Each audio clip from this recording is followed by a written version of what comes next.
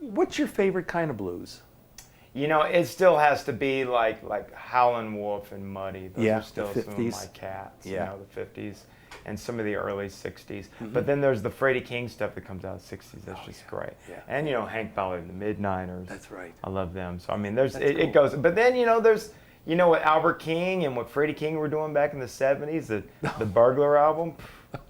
Great. What a great album. Man. Oh, I know. Some of those bends that Oh, Albert yeah, King he does. just Just almost a whole major third, God. you know, and it's amazing. And then he's got all the horns. Yeah, Because people yeah. listen to the old 60s, and it's just straight up blues, four-piece right. blues. And then he got the horns going, Yeah. and he's just totally changed his style, reinvented himself. Yeah. Amazing. I love talking to guys who you know, are probably more my age than your age, and they went to the Fillmore in San Francisco in the late 60s, and some guy named Albert King or some guy named Albert Collins would open for, you know, Iron Butterfly. Right, really mixing it up. These guys would go, we were so blown away by the opening act, Albert King, you know?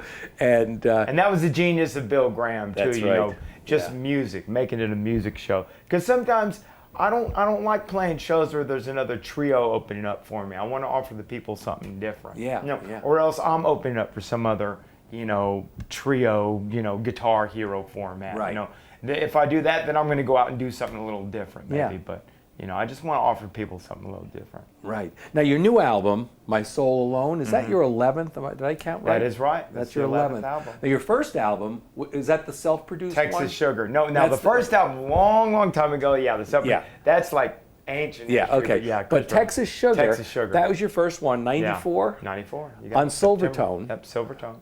How does a Chris Duarte get on such a major label that at that time had Buddy Guy? They had just signed Buddy. That was, the radio was different, the whole industry was different at that time. It was possible for a guitar player fronting a trio to get on a major rock radio station. By the time Tailspin came out, 3 years later, it had all changed. The whole dynamics of radio had changed. Right. And it wasn't really popular for the, you know, the Britney Spears had come out, you know. Yeah. And then me, I think it was partly because of the songs I chose to do. I think what I started to do is believe my own hype, you know. I started to believe it, and I thought, oh, I'm going to flex my artistic muscle. I'm not some Stevie clone or something. Yeah. I'm an artist, you know.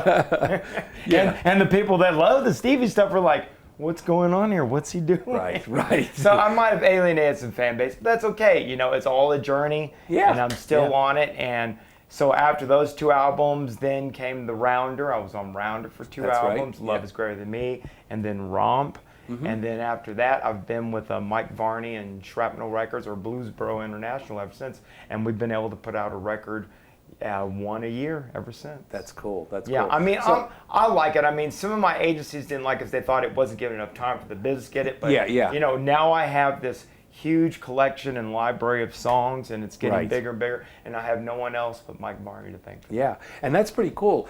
An album a year, is that right? Or well, the last one was in 2006, 2007, 2008, 2009, 2010, wow, 2011. We're going to release, I guess, maybe... so 2011 is My Soul Alone. Yeah, My Soul Alone. And then 2010 is the Identity. The Afterburner. Infinite Energy. Infinite Energy was 2009. Oh, okay. Because I've had two since we've done this last show. Well, the cool thing about that, though, is it forces you to write.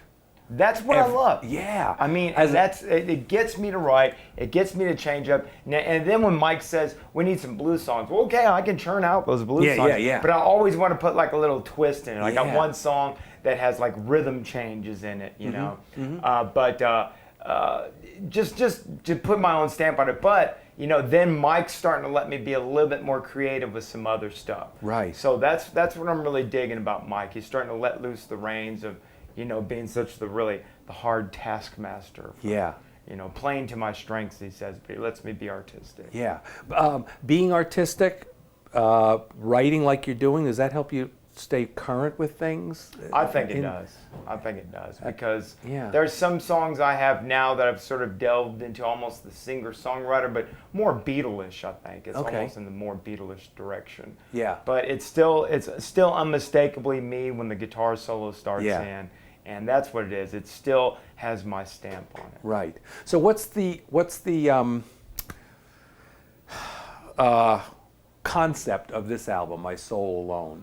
The concept of this This one, or how is it different from the last couple?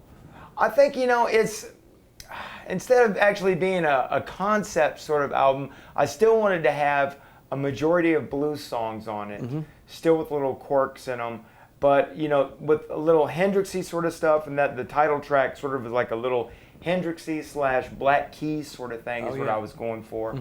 And then getting in some other sort of artistic areas, and then we have that Carelessness song on there, which is like a nod towards Mahavishnu Orchestra and Freedom Jazz Dance. The song Freedom Jazz, the melody. Right. But that was me opening up and playing with the violin player. He came in to play on that song. Yeah. But I think it was just another collection of songs from Chris Duarte. Someday I would love to write a whole concept album, purely concept album. Nice. But I haven't done it yet. Yeah, but, I think it's still blues and still trying to show people that I'm trying to move forward musically. And as you said earlier, to make it relevant to what's going on, not be a stagnant artist, but to be out there creating.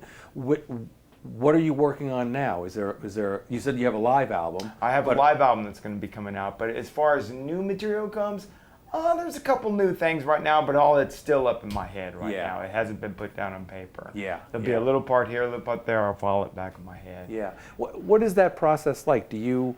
Is it sitting at home, Atlanta, and taking 2 or 3 months off and putting the project together?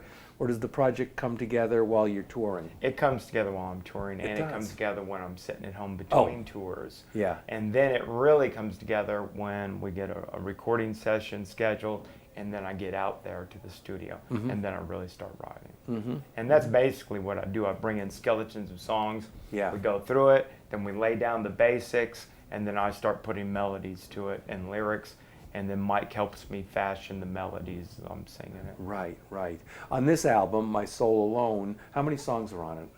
I believe 13. 13? And so how many songs do you go in with that don't make the cut? I think on this one, I think I had 15 on this one. Okay. And 2 of them didn't make the cut. Yeah. But it's funny, we had been doing all this recording. I had 12 songs, and Mike Varney, who can text with the best of them like a teenager, I had just finished doing the 12th song, and Mike is sitting there back in a chair texting, and he goes, "You're not done. We need 13 songs." And I just got really mad. Yeah. And I was like, "What?" And he's not even looking at me when he's 13. Right. Yeah. I said, "Fine." And I said, "Give me 10 minutes." I wrote a song in like 10 minutes. As the bass player and drummer come in, this is it.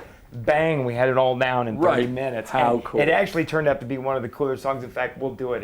It's called Out of My Way. Yeah. And it turned in, and that's not really about me wanting to get out of there. It just turned into that. But it's funny how the artistic mind works sometimes. That's very cool. Well, thank you, Chris. We appreciate your time. And once again, ladies and gentlemen, I'm Art Tipaldi, editor of Blues Music Magazine, here tonight with Texas guitar legend Chris Duarte, now in Atlanta, Georgia. Thank you, Chris. Thank you very much.